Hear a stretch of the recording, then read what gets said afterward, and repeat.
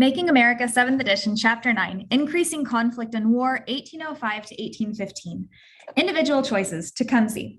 Tecumseh stood in stark contrast to dominant white perceptions about Indian life. Whites thought of Indians as living in isolated and constantly warring tribes, yet Tecumseh's father was a Shawnee from Ohio, and his mother was a Creek from Alabama. In the sophisticated Indian world of the American interior, such things were common. A combination of his family connections and a distinguished military career led to Tecumseh's emergence as a war chief in the late 1780s, but defeat at the Battle of Fallen Timbers in 1794 temporarily broke Indian defenses. Taking advantage of Indian vulnerability, American agents used a combination of bribery, coercion, and violence to convince accommodationist leaders to cede more land. Accommodationists were willing to give up something in an attempt to avoid conflict or to get something desirable or both. Accommodationist Indians were willing to cede or give up ownership of Indian lands, expecting peace and items of value in return.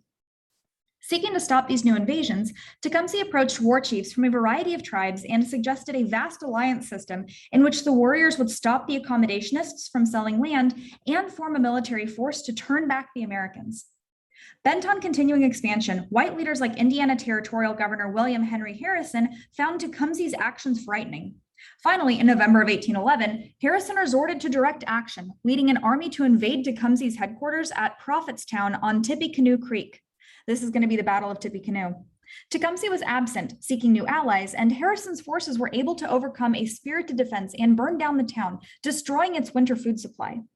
By the time that Tecumseh reached Tippecanoe in January, few of his followers remained. Thinking first of the survivors' welfare, Tecumseh traveled to Canada seeking emergency supplies. While he was in Canada, war broke out between the United States and Great Britain. He decided that the only hope for the Shawnees' future lay in a British victory, and he committed what was left of his alliance to the British. His army enjoyed great success against the Americans, but at the Battle of the Thames on October 5, 1813, Tecumseh's forces were overrun and Tecumseh himself was shot. After the battle, triumphant American troops mutilated his body and left it lying on the field. Tecumseh's situation in Indiana reflected many of the more troubling problems that beset the nation during the opening decades of the 19th century. Sitting at the juncture of three worlds, the dynamic Republican world of Jeffersonian America, the European imperial world in Canada, and his own Native American world, Tecumseh perceived that unless something happened soon, all three worlds were heading for a crisis. Jefferson had set an ambitious agenda for the country that was extremely popular with many Americans, but it created serious stresses within the nation and across the world. Along the Atlantic frontier, imperial powers such as Great Britain and France challenged Jefferson's commitment to open trade and freedom of the seas. A war of words, blustering threats, and some open confrontations pushed the United States increasingly toward crisis and triggered economic disaster. Along the western frontier, a variety of Indian groups opposed Jefferson's vision of rapid westward expansion. Here too, tribal and some armed conflicts engendered an air of crisis. And to many, including Indiana's Harrison, these seemed not to be isolated phenomena. Convinced that a conspiracy was afoot between Indian dissidents like Tecumseh and imperial agents from Great Britain, an increasing number of Jeffersonians demanded aggressive action. No one could stem the tide of crisis. Harrison finally took matters over the edge. His attack on Prophetstown precipitated a general call for war that set the nation on a new course altogether. That's going to be the War of 1812. Troubling currents in Jefferson's America. Considering the questions, how did varying regional interests complicate Jefferson's political situation during his second term as president? And how did European politics affect the American economy between 1804 and 1808? Jefferson's successes, culminating in his victory in the 1804 election, seemed to prove that Republicans had absolute control over the nation's political reins. But factions challenging Jefferson's control were forming. A small but vocal coalition of disgruntled Federalists threatened to secede or to withdraw formally from the Union. Even within his own party, Jefferson's supremacy eroded and dissidents emerged. Diplomatic problems joined domestic ones to trouble Jefferson's second administration. Emerging factions in American politics. The Federalist failure in the election of 1804 nearly spelled the troubled party's demise. With the West and the South firmly in Jefferson's camp, disgruntled New England Federalists found their once dominant voice being drowned out by those who shared Jefferson's rather than Hamilton's view of America's future. Proclaiming that the people of the East cannot reconcile their habits, views, and interests with those of the South and West, Federalist leader Timothy Pickering advocated changes in the Constitution that he thought might restore balance.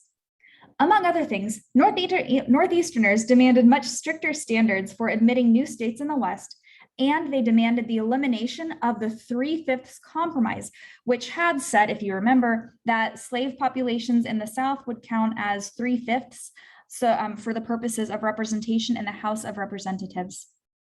Pickering brought together a tight political coalition called the Essex Junto to press for these changes. Regional fissures began to appear inside Jefferson's party as well.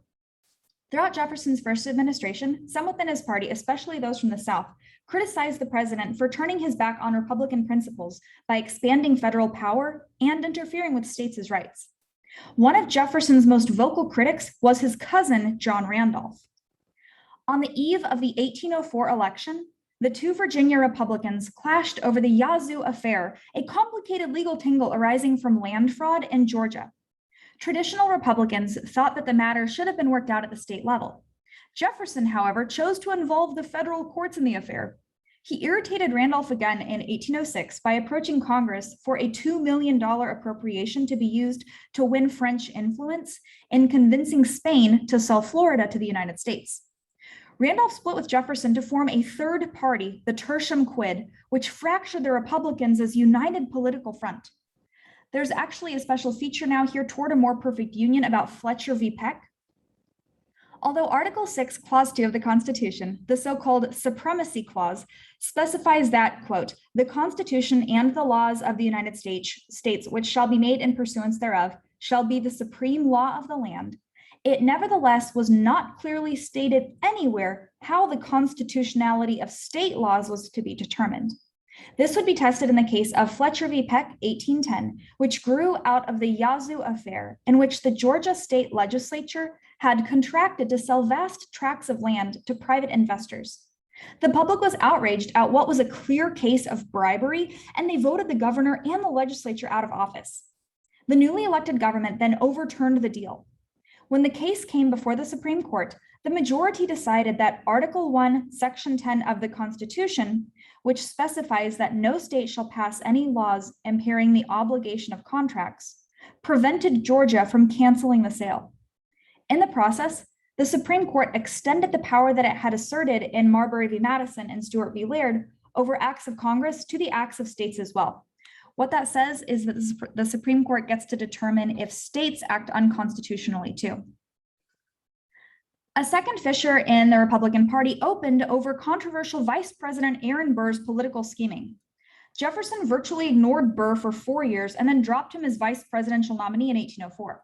With Burr in political limbo, Pickering saw an opportunity.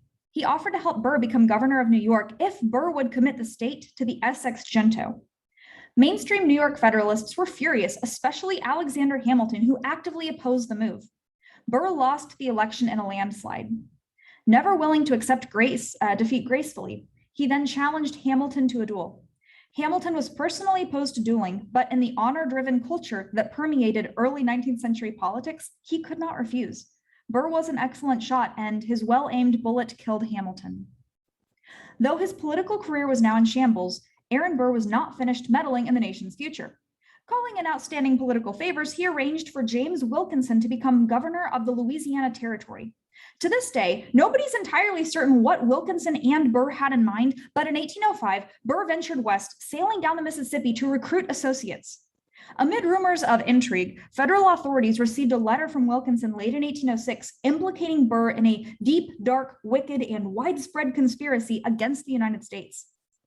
Learning that Wilkinson had turned on him, Burr tried to reach Spanish Florida, but he was captured early in 1807 and put on trial for treason. Burr's trial provided an open arena for Jefferson and his critics to air their views on such touchy subjects as presidential power, westward expansion, and national loyalty. Jefferson used the powers of his office to pardon conspirators who would testify against Burr, and he leaked information that made his former vice president look pretty guilty. Chief Justice John Marshall presided over the case. He advised the jury that treason consisted of, and only of, levying war against the United States or adhering to their enemies. Burr had done neither, and so the jury was forced to acquit, to the glee of Jefferson's critics. The problem of American neutrality. Internal tensions in American politics were matched by growing stress in the nation's diplomatic and economic relations. Jefferson's economic successes had been the product of continuing warfare in Europe. With their fleets engaged in naval battles, their people locked in combat, and their lands crisscrossed by opposing armies, Europeans needed American ships and the fruits of American labor, especially food.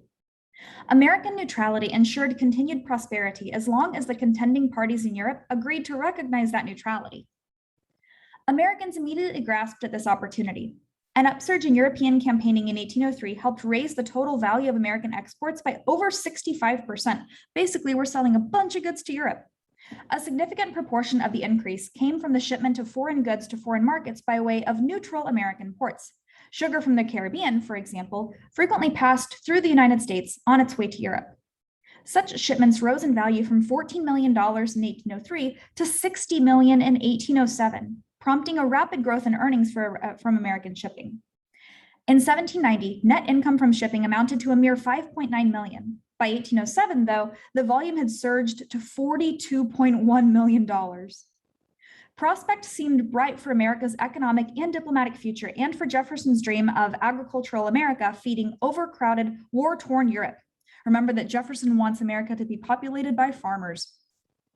But politicians in both England and France constantly threatened to disrupt American trade and created an atmosphere of hostility. One source of tension was impressment. Impressment is defined as a procedure permitted under British maritime law that authorized commanders of warships to force English civilian sailors into military service. It's basically legalized kidnapping and then forced military service. For decades, British sailors had protested the exceedingly cruel conditions and low pay in His Majesty's Navy by jumping ship in American ports and enlisting as merchant sailors on American vessels. Strapped for mariners by renewed warfare, England pursued a vigorous policy of reclaiming British sailors after 1803, even if they were on neutral American ships, and, more provocatively, even if they had become citizens of the United States. Britain is still kidnapping our men and forcing them to serve. It is estimated that the British abducted as many as 8,000 sailors from American ships between 1803 and 1812. The loss of so many seamen hurt American shippers economically, but it also wounded American pride even more. Like the XYZ affair, impressment seemed to be a direct denial of the United States' status as a legitimate and independent nation. Economic warfare.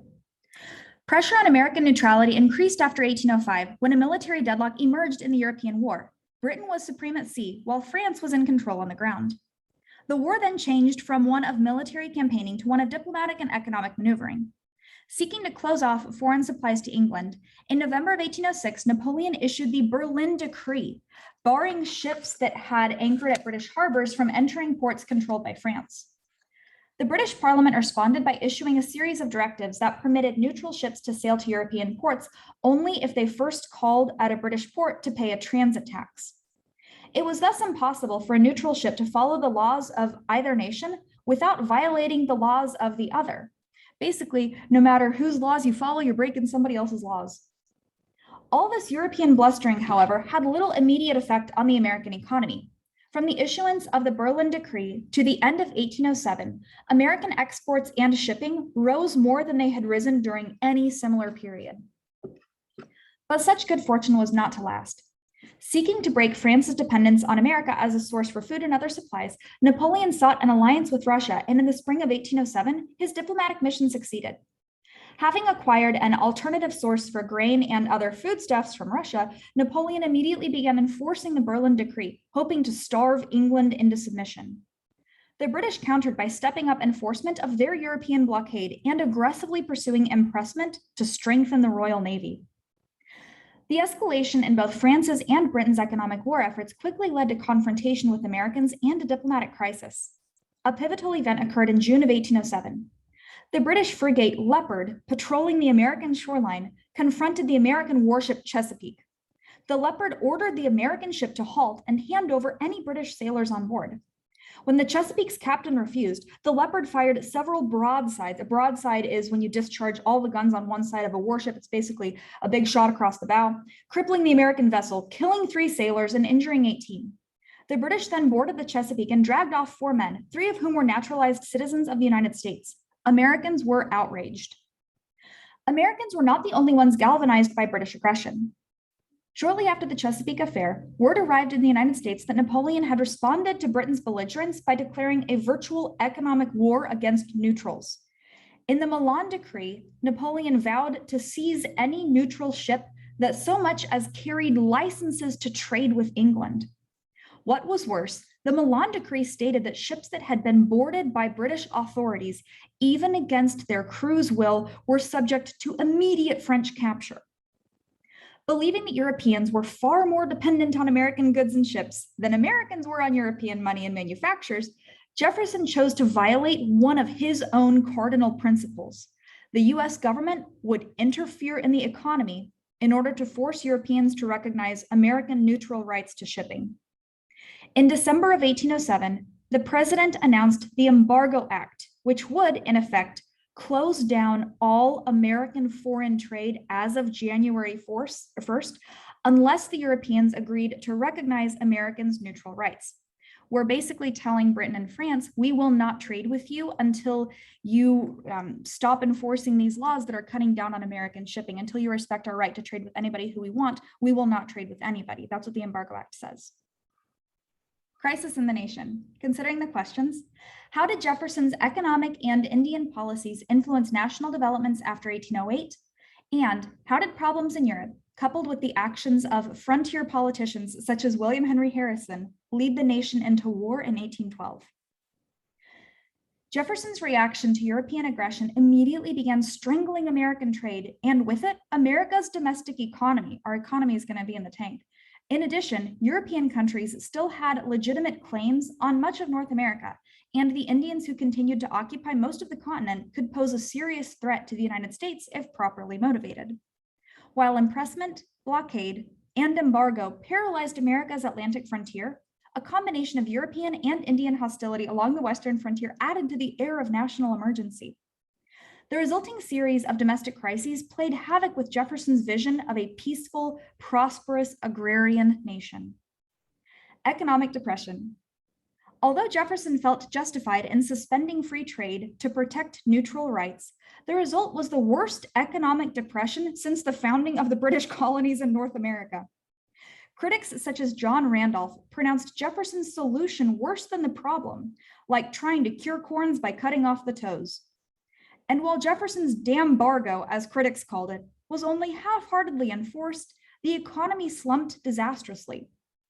Taken together, all American exports fell from $109 million to $22 million, and the net earnings from shipping fell by almost 50%. During 1808, earnings from legitimate business enterprises, so basically not smuggling, in America, declined to less than a quarter of their value in 1807.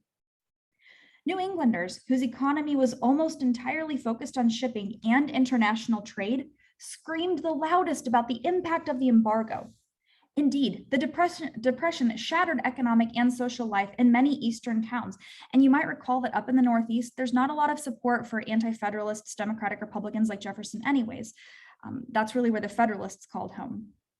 It has been estimated that 30,000 sailors were thrown out of work and that as many as 100,000 people employed in support industries were laid off. In light of Jefferson's policies and the collapsing economy, the extremism expressed by the Essex Junto 3 years earlier began to sound quite reasonable. Southerners and Westerners, however, were just as seriously affected by the embargo. The economy of the South had depended on the export of staple crops like tobacco since colonial times and was rapidly turning to cotton. There, embargo meant near death to all legitimate trade. In response to the loss of foreign markets, tobacco prices fell from $6.75 per hundredweight to $3.25, and cotton from 21 to 13 cents per pound. In the West, wholesale prices for agricultural products spiraled downward also. Overall, the prices of farm products were 16% lower between 1807 and 1811 than they had been between 1791 and 1801. At the same time, the price of virtually every consumer item went up. For example, the price of building materials like hardware, glass, and lumber rose 11% during the same period, and the price of textiles climbed 20%. In fact, the only consumer item that did not go up in price was the one item that farmers did not need to buy: food. Faced with dropping incomes and soaring costs, farmers probably felt the trade restrictions more profoundly than others. But it's worth pointing out that everybody suffers with this embargo. Rather than blaming their problems on the Republican administration, however, disaffected farmers directed their anger at the British.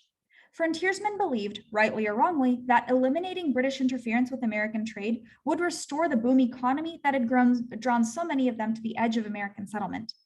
Thus, Westerners banded together to raise their voices in favor of war against Britain, and a lot of them would become war hawks. Political upheaval. Despite the escalating crisis in the country, Jefferson remained popular and powerful. But like Washington, he chose to step down from the presidency after serving 2 terms, making it clear to party officials that he favored James Madison to replace him.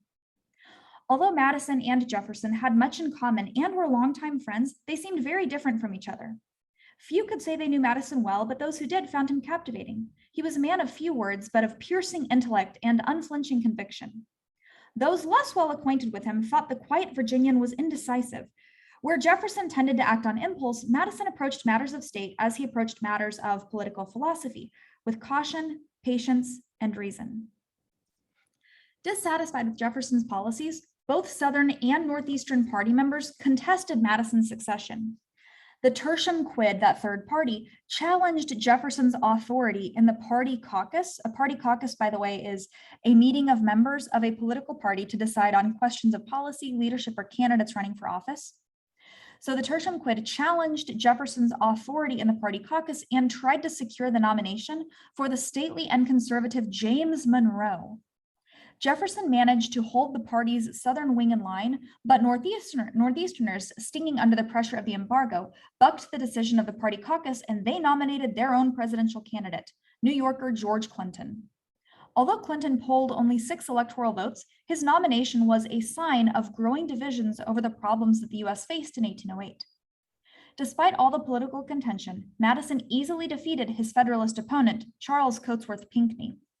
But Federalist criticism of Jefferson's policies, especially of the embargo, was finding a growing audience as the Depression deepened, and in the congressional elections, the Republicans lost 24 seats to Federalists.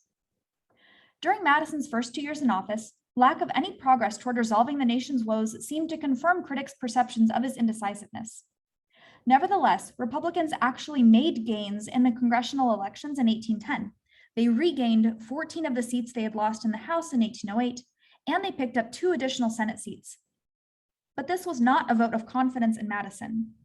Though the new congressmen were Republicans, 63 of them did not support Madison or his commitment to a conciliatory policy toward the British. These congressmen, mostly very young and extremely patriotic, represented frontier constituents, voters in the West, who were being ravaged by the agricultural depression. Among them were Henry Clay and John C. Calhoun, who would become political lions in the years ahead. In the months to come, their increasingly strident demands for aggressive action against England, and especially against Canada, earned them the nickname War Hawks. The rise of the Shawnee Prophet. A key reason for war hawk militancy was the unsettled conditions along the western frontier. Relations with Indians in the West had been peaceful since the Battle of Fallen Timbers in 1794.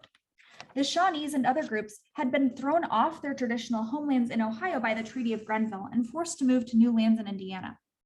There, food shortages, disease, and continuing encroachment by settlers caused many young Indians to lose faith in their traditional beliefs and in themselves as human beings. In the midst of the crisis, one disheartened, diseased alcoholic rose above his afflictions to lead the Indians into a brief new era of hope. Like others of his generation, Lalawethika felt increasingly hopeless, turned to alcohol, and finally in 1805 became critically ill. He claimed that he remembered dying and meeting the Master of Life, and then woke up cured of his illness.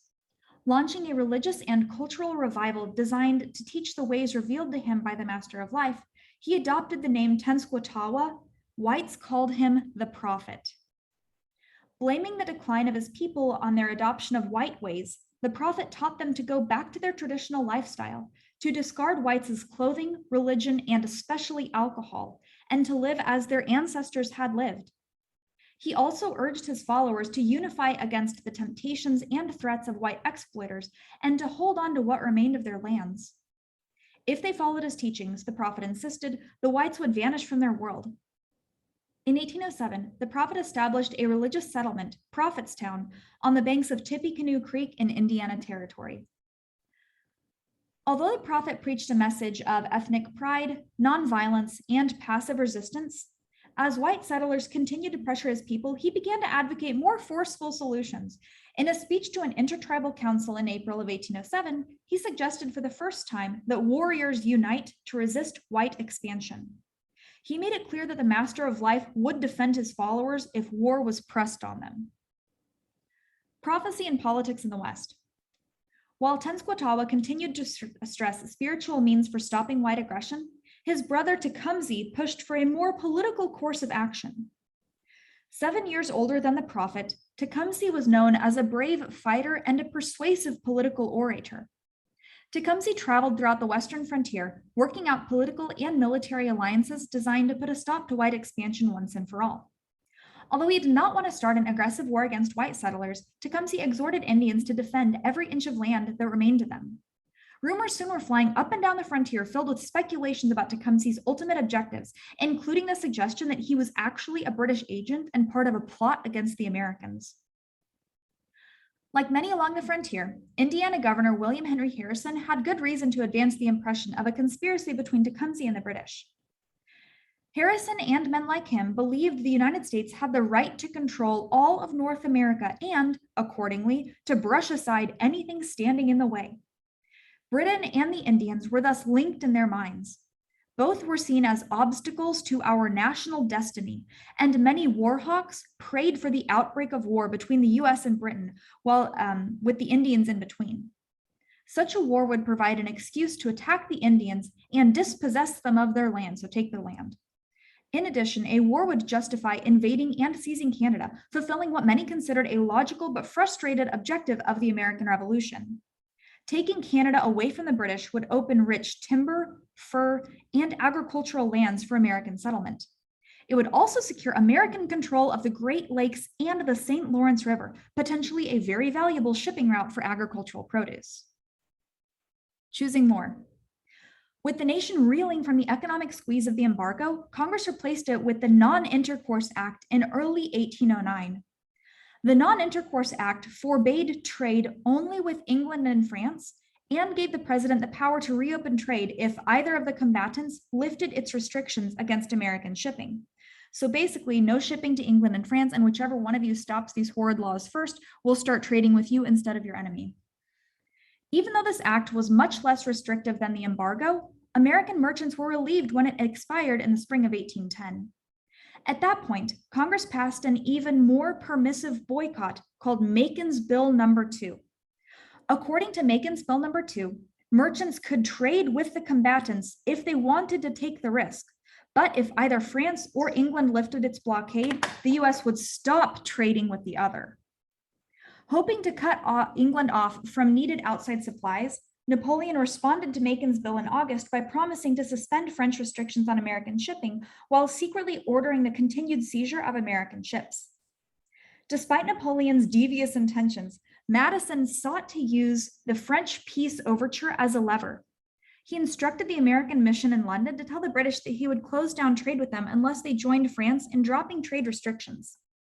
Sure that Napoleon was lying, the British refused, backing the president into a diplomatic corner. In February of 1811, the provisions of Macon's bill forced Madison to close down trading with Britain for its failure to remove economic sanctions, stepping up tensions all around. Later in the year, events in the West finally triggered a crisis. The origin of the problem was an agreement, the Fort Wayne Treaty, signed in the fall of 1809 between the United States and representatives of the Miami, Potawatomi, and Delaware Indians. In return for an outright bribe of $5,200 and individual annuities or allowances or income ranging from $250 to $500, accommodationists among these three tribes sold over 3 million acres of Indian land in Indiana and Illinois, land already occupied by many other Indian groups. So you have representatives of Indian groups selling other people's land in return for bribes, and then sort of bribes that are going to be paid annually after that. In August of 1810, Tecumseh met with Governor Harrison in Vincennes, Indiana, to denounce the Fort Wayne Treaty. Harrison insisted that the agreement was legitimate. Speaking for those whose land had been sold out from under them, though, Tecumseh said, "They want to save that piece of land. We do not wish you to take it. I want the present boundary line to continue. Should you cross it, I assure you it will be productive of bad consequences." So he's threatening him, but Harrison refused to budge. The Vincennes meeting convinced the Indians that they must prepare for a white attack. Tecumseh traveled up and down the American frontier, enlisting additional allies in his growing Indian Confederacy. Meanwhile, Harrison grew more and more eager to attack the Indians before they could unite fully. He got his chance when a second peace conference in the summer of 1811 also failed. Citing the failed peace effort and sporadic skirmishes between frontier settlers and renegade bands of Indians, none of which were connected to Tecumseh, Harrison ordered an attack on their village near the Wabash River. On November 7th, in the Battle of Tippecanoe, an army of enraged frontiersmen burned Prophetstown. Then, having succeeded in setting the Indian frontier ablaze, Harrison called for a declaration of war against the Indians and the British. And there's actually an excerpt on page 211, "It Matters Today," about the Battle of Tippecanoe. Many Americans today think that Indians never really mattered in the nation's history. This modern dismissal of Indian significance is entirely incorrect. 4 years before the Battle of Tippecanoe, William Henry Harrison warned officials in Washington that if Tecumseh was successful, he would almost certainly stop American westward expansion. This was not baseless exaggeration. As Harrison himself said of Tecumseh, he is one of those uncommon geniuses which spring up occasionally to produce revolutions and overturn the established order of things. We will never know how close Tecumseh came to overturning the established order. We do know that he experienced considerable success in raising a unified defense, and there is no question that such a unified force would have compelled politicians like Jefferson to reconsider their policies. Undoubtedly, America today would be a profoundly different place if Harrison had not destroyed Prophetstown and undermined the growing Indian Confederacy. How might the Jefferson administration have dealt differently with the demands made by Tecumseh and his allies? In what ways would the US be different today had this alternative course been followed? Since the early 19th century, the US has encountered resistance to national expansion on a number of fronts. If you want to, you can choose another situation from later in the nation's history in which such resistance was dealt with. What similarities or differences, or both, do you see between this event and the handling of Tecumseh's resistance movement? To continue reading, headlining Harrison's call for war, a Kentucky newspaper proclaimed, "The war on the Wabash is purely British. The scalping knife and tomahawk of British savages is now again devastating our frontiers." Coming as it did while Congress was already embroiled in debate over economic sanctions and British impressment, the outbreak of violence on the frontier was finally enough to push legislators into action. Chairman of the House Foreign Relations Committee, John C. Calhoun, put the situation bluntly. The mad ambition, the lust of power, and the commercial avarice of Great Britain have left to neutral nations an alternative only between the base surrender of their rights and a manly vindication of them. He basically says we either surrender or we go to war.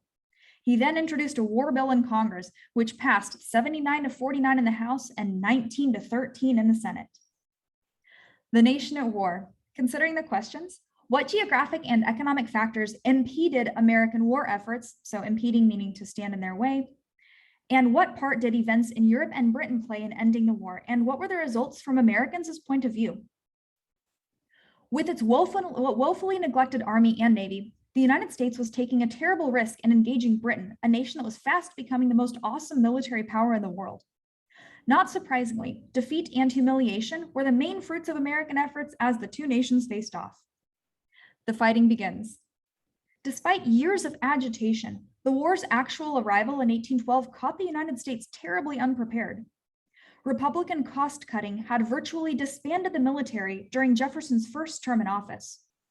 Renewed fighting with pirates in the Mediterranean and building tensions in the Atlantic had forced Republicans to increase military spending, but the Navy still had fewer than 20 vessels, and the Army could field fewer than 7,000 men. And for all its war fever, Congress balked at appropriating new funds even after war had been declared. Thus, the first ventures in the war went forward with only grudging financial support. Basically, we're not trying to pay for war or for the military at this point in time. But if you're going to go to war, you're going to need both of those things. In line with what the Warhawks wanted, the first military campaign was a three-pronged drive toward Canada and against the Indians. One force, commanded by Harrison, successfully raided undefended Indian villages, but was unable to make any gains against British troops. Farther east, a force led by Major General Stephen Van Rensselaer was defeated by a small British and Indian army. Meanwhile, the third force, commanded by Henry Dearborn, lunged at Montreal, but nervously withdrew back into US territory after an inconclusive battle against the British. American sailors failed much better during the war's opening days. Leading the war effort at sea were three frigates: the Constitution, popularly known as Old Ironsides, the President, and the United States. Those are ships, by the way. In mid-August, the Constitution outmaneuvered and eventually destroyed what the British described as one of our stoutest frigates, the HMS Guerriere. The United States, under the command of Stephen Decatur, both endured and delivered horrific broadsides while subduing the British Macedonian. The carnage Decatur described when he boarded the crippled vessel was typical of naval warfare at the time. Quote, "Fragments of the dead scattered in every direction, the decks slippery with blood." American privateers, or basically legalized pirates, also enjoyed success, capturing 450 British merchant ships valued in the millions during the first 6 months of the war. American naval victories were all that kept the nation's morale alive in 1812. Former Treasury Secretary Albert Gallatin summarized the nation's humiliating military efforts.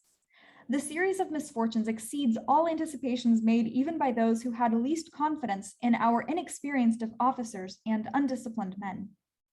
The land war had been, as another politician recalled, a miscarriage without even their heroism of disaster. Vowing to reverse the situation, Congress increased the size of the Army to 57,000 men and offered a $16 bonus to encourage enlistments.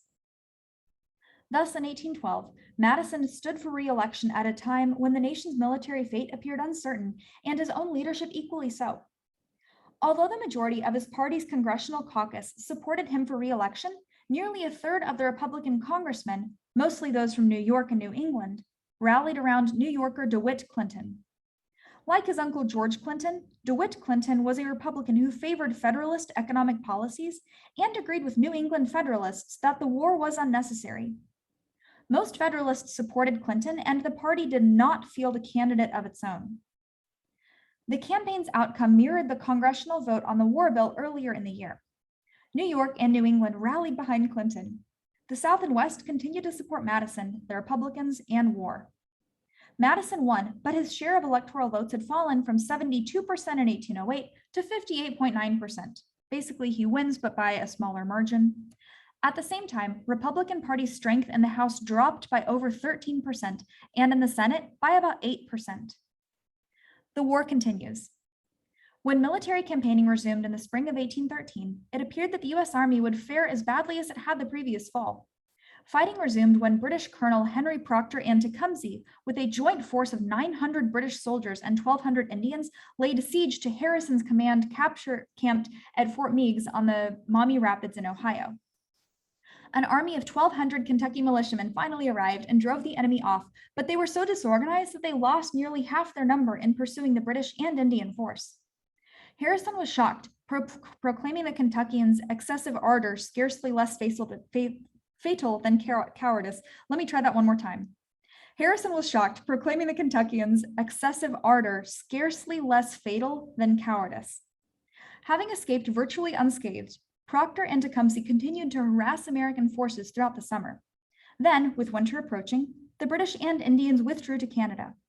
Harrison, who had been busy raising additional troops, decided to pursue them.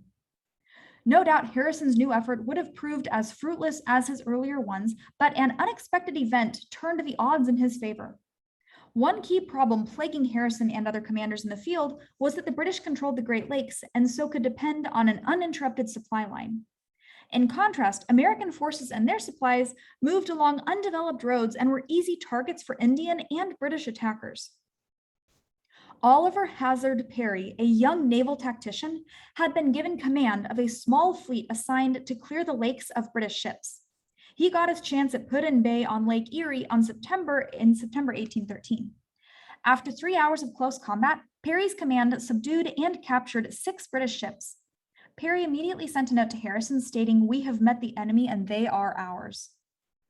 Buoyed by this news, Harrison's army closed in on Proctor and Tecumseh at the Thames River, about 50 miles northeast of Detroit, on October 5th. The British force faced a piercing cavalry charge and, lacking naval support, abandoned their Indian allies and fled. The Indians held out longer, but when word spread that Tecumseh had been killed, they melted into the woods, leaving the body of their fallen leader to be torn apart by the victorious Americans. Another war front had also opened further south during 1813. Although the Creek Confederacy as a whole wished to remain neutral, one faction calling themselves the Red Sticks had allied with Tecumseh in 1812. In the summer of 1813, Red Stick leader William Weatherford led a force against Fort Mims on the Alabama frontier, killing all but about 30 of the more than 300 occupants. The Fort Mims massacre enraged whites in the Southeast. In Tennessee, 2,500 militiamen rallied around Andrew Jackson, yes, that Andrew Jackson, a young brawler and Indian fighter. Already called Old Hickory because of his toughness, Jackson made a bold promise: "The blood of our women and children shall not call for vengeance in vain." In the course of that summer and fall, Jackson's frontier ruffians fought multiple engagements against the Red Stick Creeks, driving them into hiding. While these battles raged on land, the British shut down American forces at sea. Embarrassed by the success of Old Ironsides and the other American frigates, the British Admiralty ordered that the naval force of the enemy should be quickly and completely disposed of, and sent sufficient ships to do the job. The American naval fleet and merchant marine found themselves bottled up in port by the world's strongest navy. The politics of war. The war had wound down for the winter by the time Congress reconvened in December 1813, but the outlook was not good. President Madison tried to be optimistic. Recalling the victories during the year, he said this war, with its vicissitudes, a vicissitude, by the way, is a sudden or unexpected change in circumstance, is illustrating the capacity and destiny of the United States to be a great, a flourishing, and a powerful nation. Madison's optimism seemed justified later in December when the British offered to open direct peace negotiations with the Americans. The president quickly formed a peace commission, but until its work was done, Madison and Congress still had to worry about the practical issues of troops and money, both of which were in critically short supply. Despite increases in Army pay and bonuses for new recruits, enlistments were falling in 1813. Congressional Republicans responded by adding further enticements, including grants of 160 acres of land in the Western Territories. Congress also authorized the president to extend the term of enlistment for men already in service. By 1814, the Army had increased to more than 62,000 men, but Congress had not figured out how to pay them. Traditional enemies of internal taxes, the Republicans faced a dilemma. In the federal budget for 1814, the government's income would be approximately $16 million, but its expenses would amount to over $45 million. Congress had already passed a set of new taxes and could not imagine explaining another increase to its constituents. So congressional Republicans decided to borrow instead, authorizing a $35 million deficit. Adding to the money problem, the United States, to this point in the war, had permitted neutral nations to trade freely in American ports, carrying American exports to England and Canada and English goods into US ports. As a result, American food was rolling directly into British military commissaries, strengthening the enemy's ability and will to fight. Basically, our food is going through a couple different ways and landing on our enemies' plates. In a secret message to Congress, the president proposed an absolute embargo on all American ships and goods. Neither were to leave port.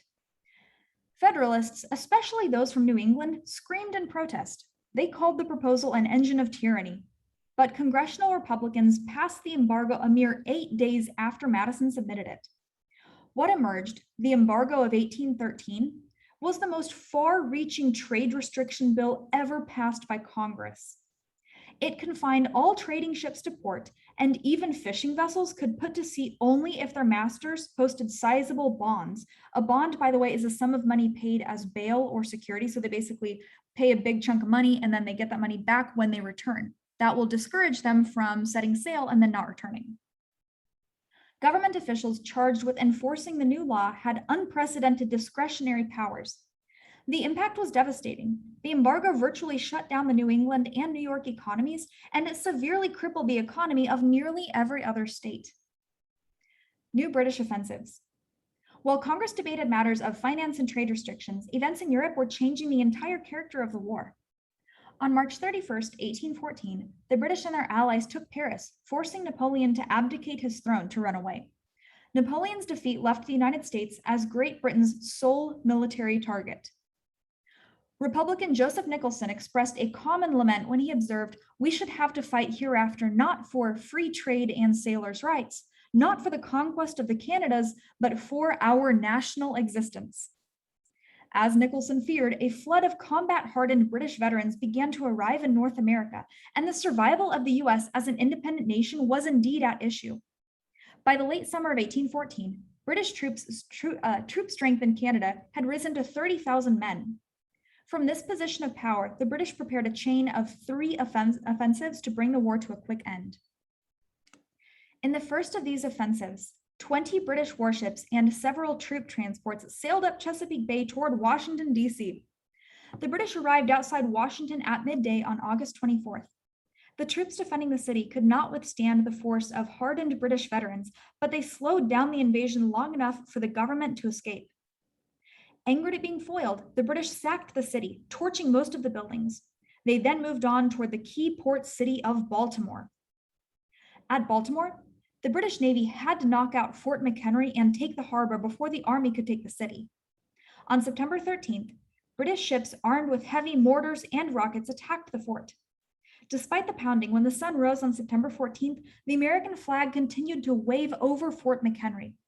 The sight moved a young prisoner of war held on a British ship named Francis Scott Key, you've probably heard of him, to record the event in a poem that was later set to music and became the national anthem of the United States. Having failed to reduce the fort, the British were forced to withdraw, leaving Baltimore undisturbed. Francis Scott Key is the author of the Star-Spangled Banner, which does chronicle the British bombardment of Fort McHenry. Key's poem, set to music, became the official US national anthem in 1931. While this strike at the nation's midsection was raging, Sir George Prevost, Governor General of Canada, amassed 10,000 troops for an invasion in the north. The British force arrived just north of Plattsburgh, New York on September 6th, where it was to join the British naval fleet that controlled Lake Champlain. However, a small American flotilla under the command of Lieutenant Thomas MacDonough outmaneuvered the imposing British Armada and forced a surrender on September 11th. Prevost had already begun his attack against the defenders at Plattsburgh, but when he learned that the British Lake Fleet was defeated, he lost his nerve and ordered his men to retreat. On yet another front, the British pressed an offensive against the Gulf Coast designed to take pressure off Canada and close transportation on the Mississippi River. The defense of the Gulf Coast fell to Andrew Jackson and his Tennesseans. Having spent the winter raising troops and collecting supplies, in March of 1814, Jackson and his army of 4,000 militiamen and Cherokee volunteers resumed their mission to punish the Red Stick Creeks. Learning that the Red Sticks had established a camp on the peninsula formed by a bend in the Tallapoosa River, Jackson led his men on a forced march to attack. On March 27th, in the Battle of Horseshoe Bend, Jackson's force trapped the Creeks and slaughtered nearly 800 people, destroying Red Stick opposition and severely crippling Indian resistance in the South. After the massacre at Horseshoe Bend, Jackson moved his army toward the Gulf of Mexico, where a British offensive was in the making. Arriving in New Orleans on December 1st, he found the city ill-prepared to defend itself. The local militia, consisting mostly of French and Spanish residents who would not obey American officers. Those who are not for us are against us and will be dealt with accordingly, Jackson proclaimed. He turned increasingly to unconventional sources of support. Free blacks in the city formed a regular army corps, and Jackson created a special unit of black refugees from Saint-Domingue or from Haiti. He also accepted a company of river pirates under the command of Jean Lafitte, awarding them a blanket pardon for all past crimes. Hellish banditti, Jackson himself called them, but the pirate commander and the general hit it off so well that Lafitte became Jackson's constant companion during the campaign. Having pulled his ragtag force together, Jackson settled in to wait for the British attack. On the morning of January 8, 1815, it came. The British force emerged from the fog at dawn, directly in front of Jackson's defenses. Waiting patiently behind hastily constructed barricades, Jackson's men began firing cannons, rifles, and muskets as the British moved within range. According to one British veteran, it was the most murderous fire I have ever beheld before or since. When it was all over, more than 2,000 British troops had been killed or wounded in the Battle of New Orleans. This was by far the most successful battle fought by American forces during the War of 1812. But ironically, and this is key, it was fought after the war was over. The war's strange conclusion. While the British were closing in on Washington in the summer of 1814, treaty negotiations designed to end the war were beginning in Ghent, Belgium. Confident that their three-pronged attack against the United States would soon knock the Americans out of the war, the British delegates were in no hurry to end it by diplomacy. They refused to discuss substantive issues, insisting that all of the matters raised by Madison's Peace Commission were non-negotiable. At that point, however, domestic politics in England began to play a deciding role. After nearly a full generation of armed conflict, thank you, Napoleon, British taxpayers were war-weary. As one official put it, economy and relief from taxation are the real objects to which public attention is turned. The failures at Plattsburgh and Baltimore made it appear that the war would drag on at least another year, adding another $44 million to the British tax burden. Moreover, continuation of the American war was interfering with Britain's European diplomacy. We do not think the continental powers will continue in good humor with our blockade of the whole coast of America, one British diplomat observed. So basically, the war is very unpopular at home, and British diplomats in Ghent, Belgium, maybe they're going to start changing their tune about wanting peace. In the end, the Treaty of Ghent was completed on December 24, 1814. It simply restored diplomatic relations between England and the US to what they had been prior to the outbreak of war. The treaty said nothing about impressment, which, by the way, the British had stopped because they're no longer at war with Napoleon, so they don't need as many sailors. The treaty said nothing about impressment, blockades, or neutral trading rights. Neither military action nor diplomatic finagling netted Canada for the war hawks. And the treaty did nothing about the alleged conspiracies between Indians and British agents.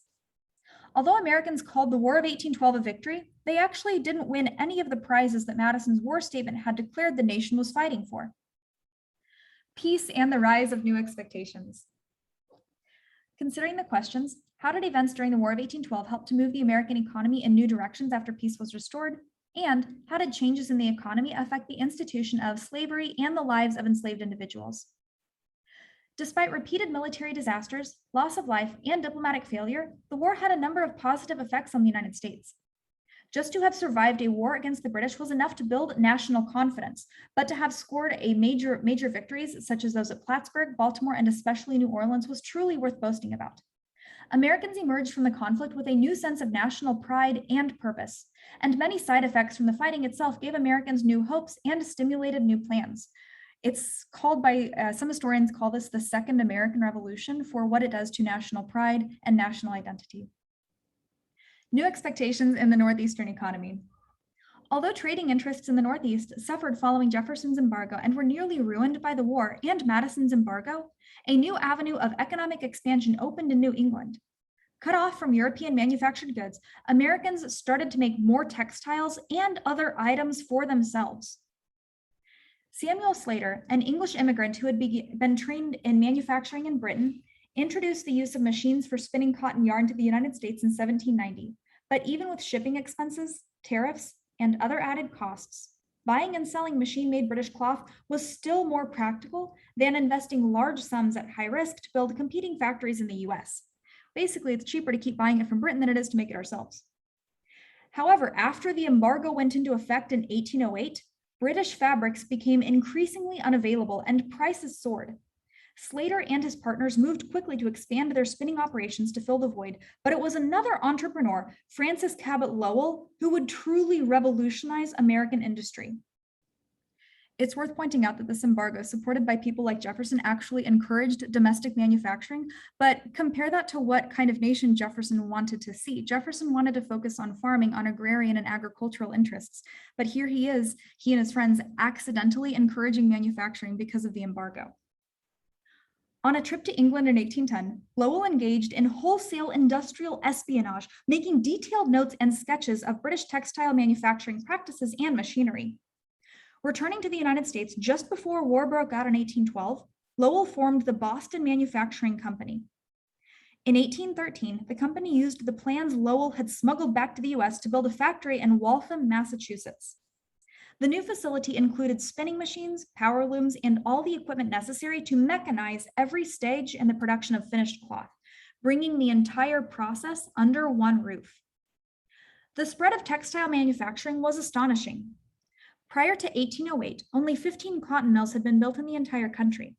But between the passage of the embargo and the end of 1809, 87 additional mills had sprung up, mostly in New England. And when war came, the pace increased, especially when Lowell's idea of a fully integrated factory proved to be highly efficient and profitable. The number of people employed in manufacturing increased from 4,000 in 1809 to perhaps as many as 100,000 in 1816. In the years to come, factories in New England and elsewhere supplied more and more of the country's consumer goods. In the wider world, Luddites.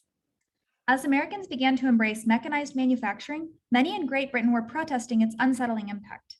During 1811 and 1812, men calling themselves Luddites, a name taken from a fictional leader, King Lud, began attacking and destroying mechanized factories. Although we now use the term Luddite to describe people who oppose modernization, that was not the point among the original Luddites. It took no special training, nor craft skill to run a power loom, and so weavers and other traditional craftsmen found themselves losing status, wages, and control over their own labor. They protested these losses by destroying the machines that they blamed for demeaning them. The Luddites were eventually put down by the British military, and in 1812, Parliament passed the Frame-Breaking Act, which made destroying factory equipment an offense punishable by death. New opportunities in the West. Different kinds of development took place in the West following the war. Settlers poured into Western regions in astounding numbers. The population of Ohio had already soared from 45,000 in 1800 to 231,000 in 1810, but it more than doubled again by 1820, reaching 581,000. Indiana, Illinois, Missouri, and Michigan experienced similar growth. Most of those who flooded into the newly opened West were small farmers, but subsistence agriculture was not the only economic opportunity that drew expectant Americans into the region. One of the designs behind the Lewis and Clark expedition had been to gain entry for the US into the burgeoning economy in North America's interior. That economy was complex, with many commodities being traded, and few entirely understood all of its intricacies. There was one facet, though, that was well known and very desirable to entrepreneurs: the brown gold of beaver, otter, and other animal furs. Even before the War of 1812, John Jacob Astor, a German immigrant, had announced that he intended to establish a range of posts or trading houses along the route that Lewis and Clark had followed from St. Louis to the Pacific.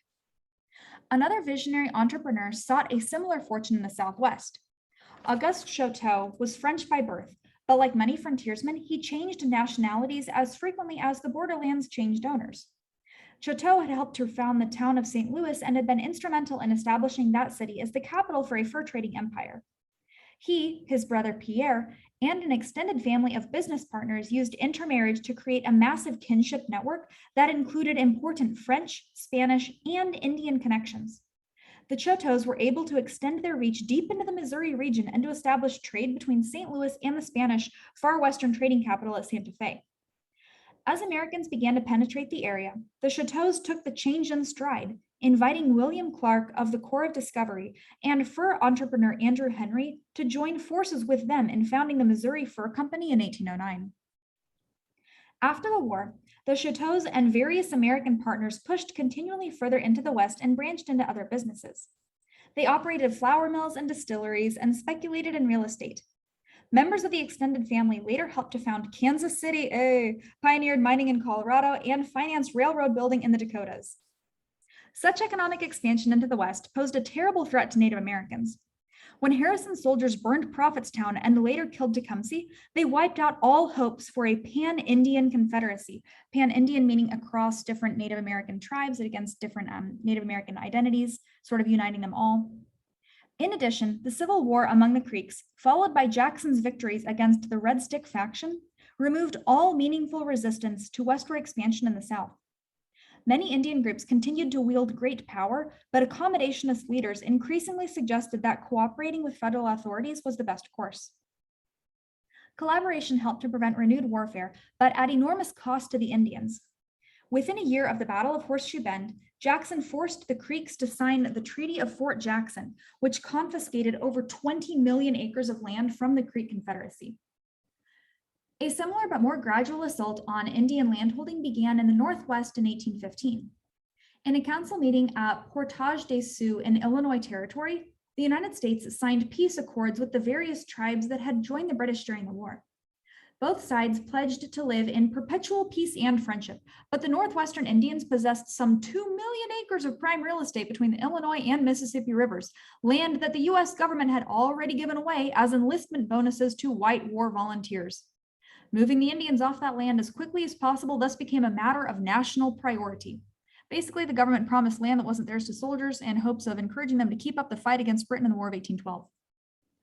Over the next several years, federal Indian agents used every tactic they could think of to coerce groups like the Kickapoo Indians into ceding or giving up their lands. Finally, in 1819, the Kickapoo Nation signed the Treaty of Edwardsville, turning over most of the land the US had demanded. Having secured this massive tract of land, government agents then turned their attention to the vast holdings of more distant tribes, the Sauk, Fox, Chippewa, and Dakota Indians in western Illinois, Wisconsin, and Michigan. As they had done with the Kickapoos, American negotiators used briberies, threats, and manipulations of local tensions to pursue their goals, eventually winning an enormous cession of land in the Prairie du Chien treaties of 1825. A revolution in the Southern economy. Indian dispossession and westward expansion also promised great economic growth for the South. In the years before the War of 1812, the Southern economy had been sluggish and the future of the region's single-crop agricultural system was doubtful. However, the technological and economic changes that came in the war's wake pumped new energy into the South. In only a few decades, an entirely new South would emerge. The mechanization of the British textile industry in the late 18th century created an enormous new demand for cotton. Southern planters had been growing the plant and harvesting its fibrous cotton bolls since colonial times, but soil and climatic conditions limited the growing area for the sort of long staple cotton that could be harvested and sold economically. Large areas of the South and Southwest had proved suitable for growing short staple cotton. Short staple cotton, by the way, has short and tightly packed bolls of fiber. The plant seeds are all tangled up. But the time and labor required to pick the sticky seeds from the compact bolls made the crop unprofitable. However, in 1793, a young Yale College graduate, Eli Whitney, was a guest at a plantation in Georgia, where he learned about the difficulty of removing the seeds from short staple cotton. In a matter of weeks, Whitney helped to perfect a machine that allowed a small and unskilled workforce to quickly comb out the seeds without damaging the fibers. He obtained a federal patent for the machine in the following year. The outcome of Whitney's invention was the rapid spread of short staple cotton throughout inland South Carolina and Georgia. This is a very, very important note. APUSH loves to ask about Eli Whitney and the cotton gin. Then, just as it seemed that the Southern economy was about to bloom, embargo and war closed down exports to England. Although some cotton growers were able to shift sale from England to the rising new factories in New England, a true explosion of growth in cotton cultivation had to await the war's end.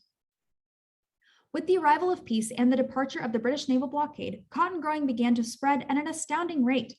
Southerners rushed into frontier areas, spreading cotton agriculture into Alabama and Mississippi, and then into Arkansas and northern Louisiana. In 1821, Spanish authorities gave longtime Western land speculator Moses Austin, yes, that Austin, permission to settle 300 American families within a 200,000-acre tract in Texas between the Brazos and Colorado rivers. When the elder Austin died, his son, Stephen F. Austin, took over the enterprise and was able to offer families large plots of land for a filing fee of only 12.5 cents an acre. "I am convinced," he exclaimed, "that I could take on 1,500 families as easily as 300 if permitted to do so." Throughout the 1820s and 1830s, Austin and other empresarios helped thousands of hopeful cotton capitalists to expand into Mexican territory. As a result of such expansion, the South's annual cotton crop grew by leaps and bounds. By 1840, annual exports reached nearly 1.5 million bales, and increasing volumes were consumed within the US by the mushrooming textile factories in the Northeast. It's worth noting also that tobacco exhausts the soil, and so there is a continual need to bring new land under to cultivation in order to keep up profits with cotton cultivation. You always need new land because it just exhausts the soil that you planted in.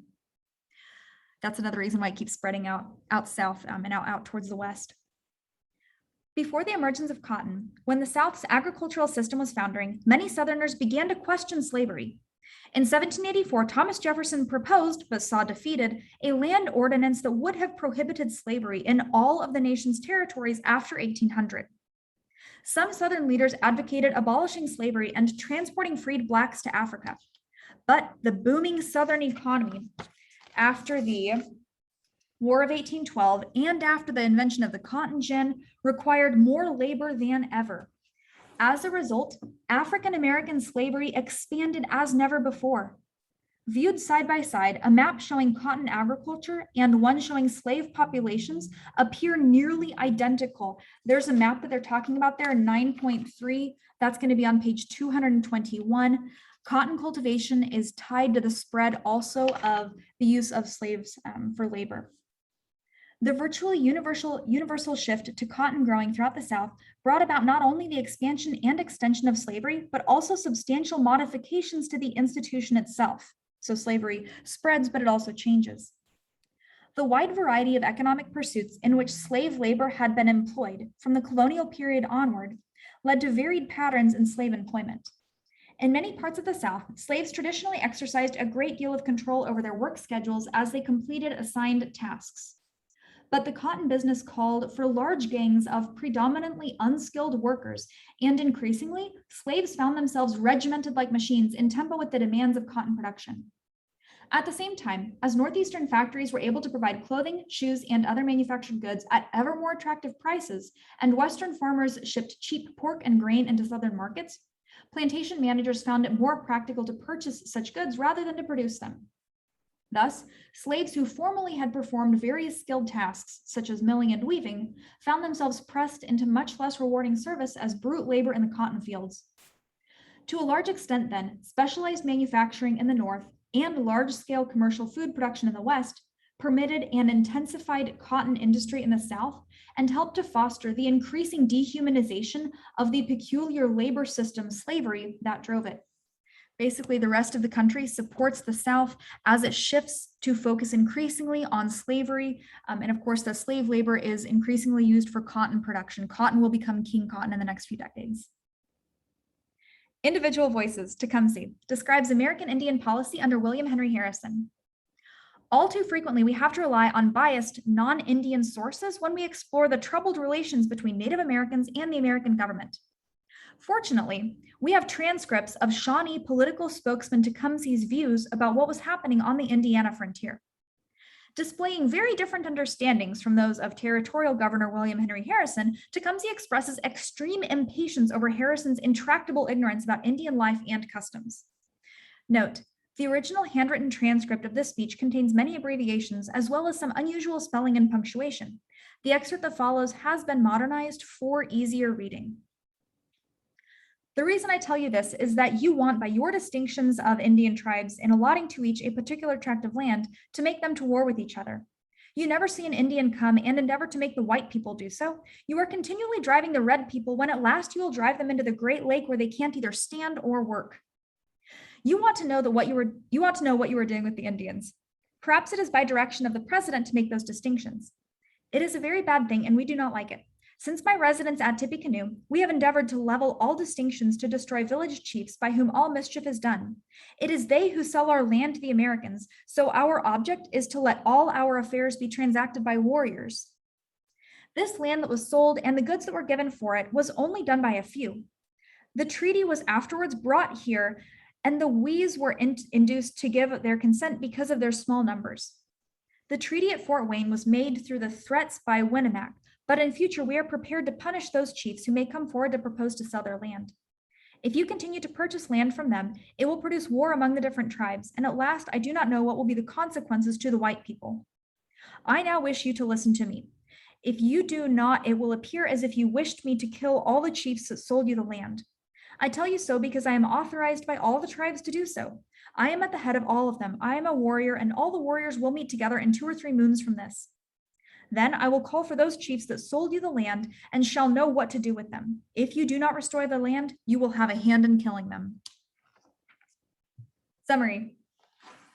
After Jefferson's triumphal first 4 years in office, factional disputes at home and diplomatic deadlocks with European powers began to plague the Republicans.